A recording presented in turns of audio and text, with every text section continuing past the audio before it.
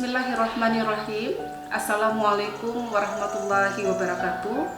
Salam sejahtera bagi Bapak dan Ibu orang tua murid SD Tunasunggul dan seluruh komunitas sekolah SD Tunasunggul.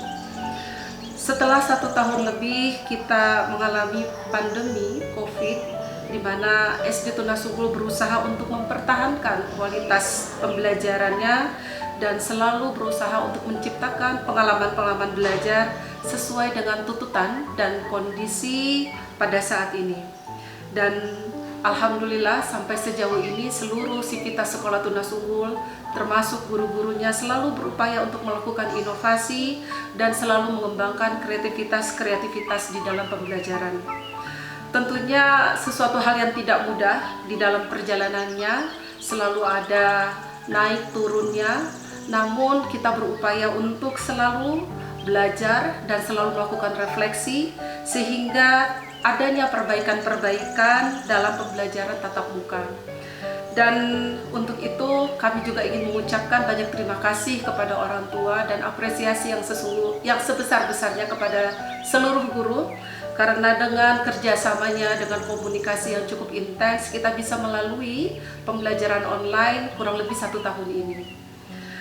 Dengan hadirnya kebijakan pemerintah terkait dengan PTM, yaitu pembelajaran tatap muka terbatas, tentunya ada yang ingin kami sosialisasikan kepada seluruh orang tua di Tunasunggul. Mengapa PTM ini dilaksanakan? Tentunya kita refleksi lagi dengan hadirnya pandemi COVID-19 menimbulkan dampak yang sangat luar biasa. Pembelajaran tatap muka yang harusnya anak-anak datang ke sekolah kemudian berubah menjadi pembelajaran daring ataupun online, tentunya ini membawa hal-hal terkait dengan pembelajaran, yaitu learning loss, di mana peserta didik mengalami penurunan kemampuan di dalam belajar karena tidak ada pembelajaran tatap muka langsung ke sekolah. Lalu kemudian terjadinya kesenjangan di dalam pencapaian belajar. Di samping itu juga dengan adanya pembelajaran terhenti, belajar di rumah, kita juga sering mendengar dampak-dampak secara psikologis yang kemudian berpengaruh kepada putra-putri kita yang sudah mulai merasa jenuh, sudah mulai merasa bosan, sehingga memang akhirnya pemerintah melihat situasi ini dengan mengeluarkan kebijakan-kebijakan sesuai dengan bagaimana perkembangan pandemi itu sendiri.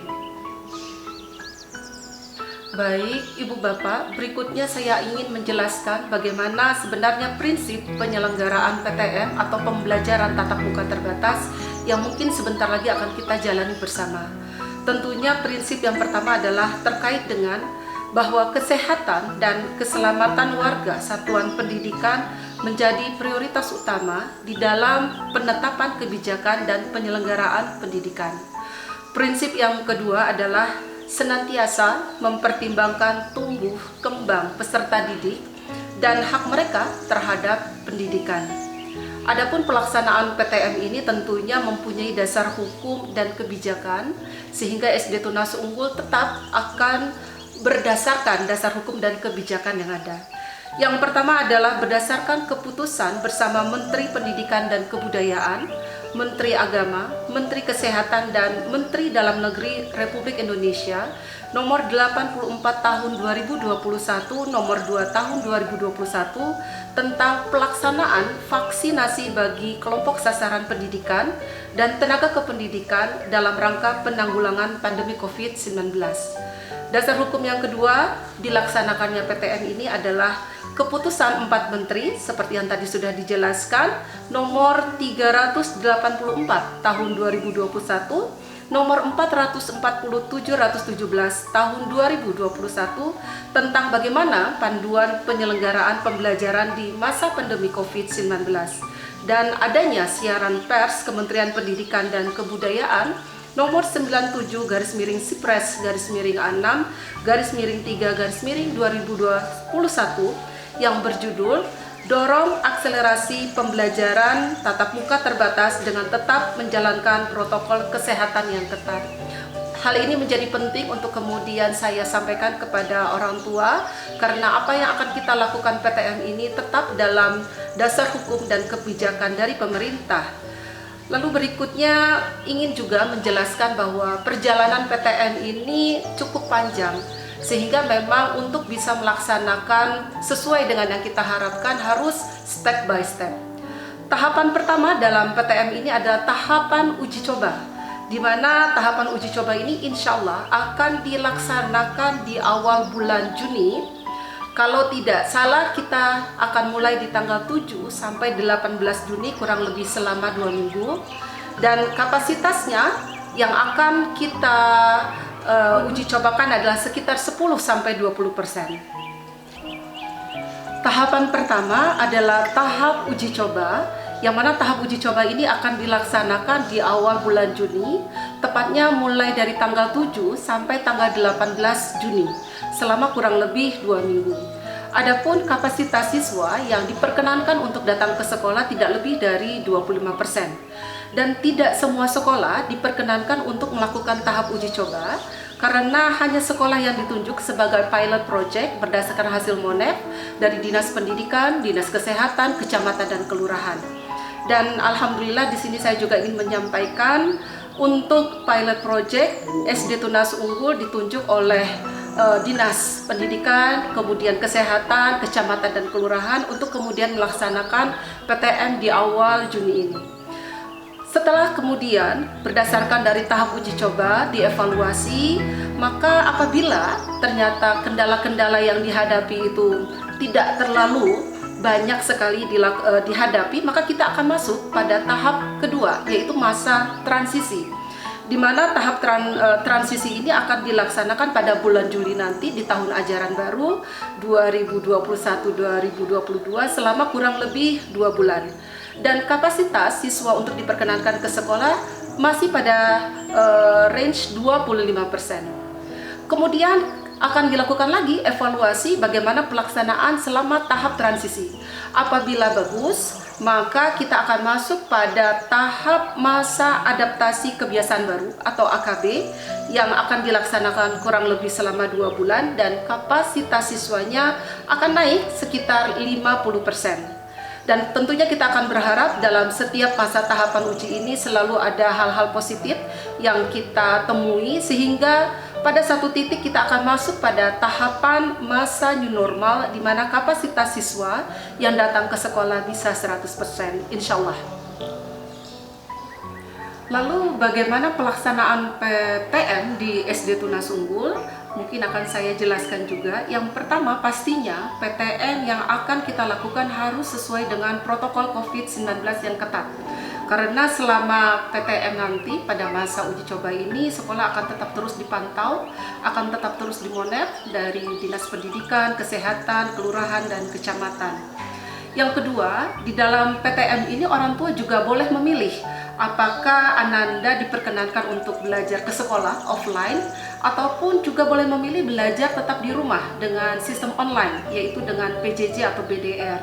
Sehingga kembali lagi kepada orang tua untuk memilih, tentunya dengan nanti adanya kuesioner-kuesioner terkait dengan pemutakhiran ya, terkait dengan riwayat Ananda, riwayat kesehatan, dan data-data yang lain yang kami perlukan. Kemudian kami informasikan juga bahwa pendidik dan tenaga kependidikan di SD Tunas Unggul telah dilakukan vaksin sebanyak 2 kali, yaitu vaksin pertama dilakukan pada tanggal 13 dan 14 April, lalu dilanjutkan pada vaksin kedua tanggal 11 dan 12 Mei.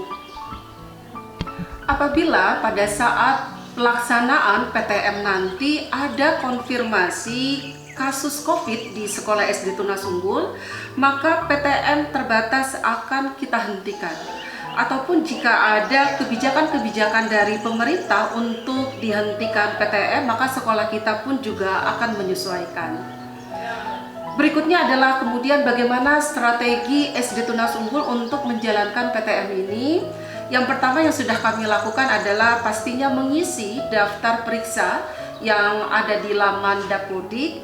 Di antaranya adalah mencoba untuk melengkapi fasilitas sarana prasarana, antara lain adalah penambahan toilet di kampus 3 di area kelas 4, 5, dan 6, lalu penambahan wastafel di kampus 2 di area kelas 3, kemudian kelas 4, kelas 6, lalu kemudian penambahan tangga untuk naik di tangga kampus 3 dan penambahan kelas. Dan selain itu juga kami mencoba untuk melengkapi berbagai alat-alat terkait dengan kesehatan seperti termogan 1:100, dan kemudian melengkapi kebutuhan-kebutuhan seperti masker, hand sanitizer, face shield untuk kemudian kita simpan di kelas yang bisa digunakan dalam keadaan darurat apabila ada anak-anak yang tidak membawanya, dan mencoba untuk melakukan komunikasi dan dengan akses layanan kesehatan setempat seperti dengan pihak puskesmas. Dan yang sudah kami lakukan juga dan mungkin sudah dirasakan oleh orang tua adalah mendata warga sekolah terkait bagaimana kesiapan PTM, lalu kemudian melihat lagi bagaimana riwayat kesehatan anak dan keluarga, lalu kemudian mencoba menggali lagi kira-kira kalau PTM ini akan dilakukan, transportasi apa yang akan digunakan, dan bagaimana riwayat kesehatan dalam hal ini komorbid, apakah ada yang dimiliki oleh Ananda, dan ini akan menjadi data untuk bagaimana kita akan membagikan kelompok atau pelaksanaan PTM di bulan Juni nanti. Selain itu, strategi di SD Tunasungguh adalah membentuk tim satgas yang terdiri dari 3. Yang pertama adalah tim pembelajaran, tim psikososial dan tata ruang yang sebentar lagi akan dijelaskan oleh Bu Ani selaku Wakakurikulum seperti apa nanti pembelajaran dan mekanisme anak-anak di dalam kelas. Lalu kemudian ada tim kesehatan, kebersihan dan keamanan, ya ini yang diketuai oleh Pak Dian, yang mungkin nanti juga akan dikuatkan lagi, dijelaskan lagi oleh beliau. Dan yang terakhir adalah tim pelatihan dan humas yang memberikan banyak informasi berupa flyer ataupun video bagaimana pelaksanaan PTM yang akan kita lakukan. Mungkin itu dulu informasi dan bagaimana pelaksanaan PTM. Mudah-mudahan semuanya dapat berjalan dengan lancar. Selanjutnya saya akan mempersilakan kepada Bu Ani selaku wakil kurikulum untuk kemudian bisa menjelaskan gambaran pelaksanaan PTM di dalam kelas. Terima kasih. Wassalamualaikum warahmatullahi wabarakatuh. Terima kasih Ibu Ilis. Baik, Ayah Bunda yang dirahmati oleh Allah, berikut kami akan sampaikan bagaimana kegiatan pembelajaran selama PTM terbatas di SD Tunas Unggul. Pastinya sudah banyak yang bertanya-tanya ya, seperti apa sih kegiatan selama PTM nanti? Baik, kami dari Satgas Covid tim pembelajaran sudah berstrategi dengan mengambil langkah yang disebut dengan 5M, yaitu yang pertama membuat jadwal atau timetable khusus selama PTM terbatas, kemudian menyusun kegiatan yang akan dilakukan oleh siswa dari mulai kedatangan sampai kepulangan, kemudian mengatur tata ruang kelas, bagaimana setting kelasnya seperti apa, kemudian membagi kelompok siswa atau yang disebut dengan shifting, dan yang terakhir yang tak kalah pentingnya adalah mengevaluasi apa yang sudah kami tentukan dalam 5 langkah tersebut. Langkah pertama, terkait pengaturan jadwal kedatangan dan kepulangan siswa, sekolah sudah membagi atau menyiapkan strategi menjadi 3 sesi dalam setiap harinya. Sesi pertama dimulai pukul 7.30 sampai pukul 10.30, itu untuk kelas 1 dan kelas 4. Kemudian sesi kedua pukul 8 sampai pukul 11, itu untuk siswa kelas 2 dan kelas 5. Sementara di sesi terakhir yaitu sesi ketiga pukul 8.30 sampai pukul 11.30 untuk kelas 3 dan kelas 6. Durasi yang diberikan untuk anak-anak ketika melakukan PTM di sekolah berkisar kurang lebih 3 jam setiap harinya. Langkah selanjutnya, kami membagi kelompok siswa berdasarkan kuesioner yang diberikan kepada ayah dan bunda. Beberapa hal yang kami tanyakan yaitu terkait dengan zona lokasi, kemudian riwayat kesehatan keluarga, transportasi yang digunakan, yang kami sarankan tidak menggunakan transportasi umum, kemudian perizinan orang tua. Berdasarkan data tersebut, maka kami membagi siswa dalam setiap rombelnya menjadi 5 kelompok untuk setiap harinya, di mana akan diperoleh setiap harinya 1 kelompok siswa yang terdiri dari 4-6 siswa sesuai dengan arahan dari pemerintah, yaitu tidak lebih dari 25% setiap siswanya. Apabila kegiatan PTM terbatas atau PTM uji coba ini dilaksanakan pada tanggal 7 sampai tanggal 18 Juni mendatang, maka setiap siswa akan mendapatkan kesempatan untuk datang ke sekolah sebanyak 2 kali. Dan siswa yang akan datang ke sekolah sesuai sesuai dengan jadwalnya terlebih dahulu akan dipastikan kehadirannya oleh wali kelas 2 hari menjelang kehadiran melalui WhatsApp ayah dan bunda. Langkah selanjutnya, kami menyusun kegiatan pembelajaran yang akan dilaksanakan oleh siswa selama PTM terbatas ini. Mulai dari kedatangan, yaitu melakukan cek protokol kesehatan dari mulai pintu masuk sampai ke dalam kelas. Kemudian ketika di dalam kelas, maka siswa akan melakukan opening dengan doa bersama, tilawah bersama, dan juga melakukan ice breaking untuk merilekskan kedatangan siswa dan juga untuk membuat siswa menjadi lebih senang di sekolah. Kemudian setelah itu ada kegiatan inti, di mana kegiatan inti ini durasinya sekitar 1 jam, dan untuk masa PTM terbatas dari tanggal 7 sampai tanggal 18 ini kami sudah menyusun kegiatan inti, yaitu berupa review pembelajaran ataupun tes tahfiz ataupun pekan prestasi. Setelah kegiatan inti, maka siswa akan masuk kepada kegiatan break time, yaitu saatnya istirahat. Di dalam kegiatan istirahat ini, Ananda diperbolehkan untuk minum dan juga melakukan aktivitas olahraga ringan seperti brain gym dan lain sebagainya. Kami menyarankan kepada Ananda untuk tidak membawa bekal makanan, dan oleh karena itu layanan catering sekolah untuk saat ini ditiadakan. Baik, langkah atau kegiatan terakhir di sekolah, maka siswa akan closing bersama Bapak dan Ibu guru sekolah, kemudian melakukan refleksi kegiatan dari mulai kedatangan sampai akhir sesi selama kurang lebih 3 jam. Setelah itu Ananda akan diarahkan untuk pulang menuju alur yang sudah ditetapkan. Maka kami harapkan ayah bunda dapat menjemput siswa dengan tepat waktu dan menggunakan transportasi pribadi. Oleh karena itu kami juga menyampaikan bahwa layanan jemputan sekolah untuk saat ini belum kami buka seperti itu. Langkah selanjutnya adalah mengatur tata ruang kelas. Seperti yang sudah disampaikan bahwa setiap satu kelompok itu terdiri dari 4 sampai 6 siswa. Oleh karena itu, wali kelas dan guru kelas akan menyiapkan kelas sesuai dengan kelompoknya masing-masing dan selalu memastikan bahwa jarak antara meja kursi satu siswa dengan siswa yang lainnya itu minimal 1,5 meter. Dan di sini wali kelas pun memastikan bahwa sirkulasi udara yang ada di dalam kelas tersebut dipastikan dalam keadaan baik. Baik, langkah terakhir dalam merancang kegiatan pembelajaran selama PTM terbatas ini, kami yaitu melakukan evaluasi berkala terkait dengan pembuatan jadwal atau shifting, kemudian pembagian kelompok siswa, penyusunan kegiatan, dan juga pengaturan tata letak ruang. Evaluasi berkala ini kami lakukan setiap harinya setelah kegiatan berlangsung untuk kemudian dilakukan perbaikan-perbaikan ke depannya. Demikianlah gambaran kegiatan pembelajaran selama PTM terbatas di SD Tunas Unggul.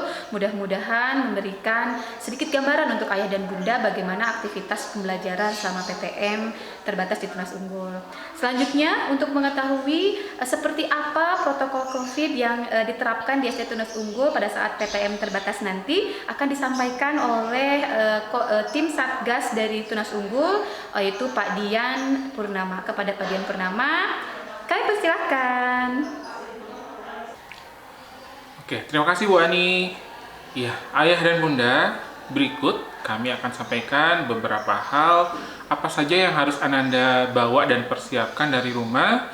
Kemudian juga beberapa prosedur mulai dari kedatangan Ananda, masuk lingkungan sekolah, berada di lingkungan sekolah, sampai kembali pulang ke rumah. Untuk yang pertama, harapannya ayah bunda dapat mendampingi Ananda untuk membekali di dalam tas ada alat tulis masing-masing atau alat tulis pribadi, karena tidak diperkenankan untuk saling meminjamkan antara satu dan yang lainnya.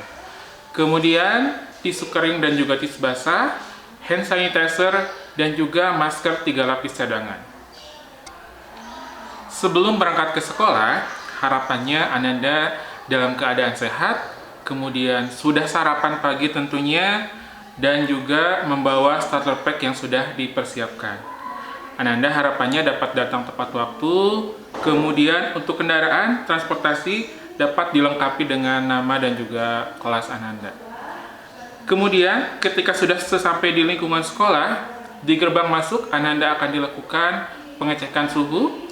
Apabila suhu Ananda normal, maka Ananda untuk diperbolehkan turun, kemudian masuk melalui jalur yang sudah ditentukan. Apabila saat pengecekan suhu menunjukkan suhu Ananda melebihi batas normal, yaitu di atas 37,5, maka Ananda dipersilakan untuk kembali pulang ke rumah. Setelah melalui pengecekan suhu, Ananda akan diarahkan untuk masuk sesuai dengan alur yang sudah ditentukan. Kemudian akan dilakukan penyemprotan disinfektan terhadap barang bawaan dan kami arahkan untuk mencuci tangan sebelum masuk ke dalam ruangan kelas. Selama kegiatan belajar mengajar di dalam kelas, Ananda tetap memperhatikan aturan dan juga protokol kesehatan.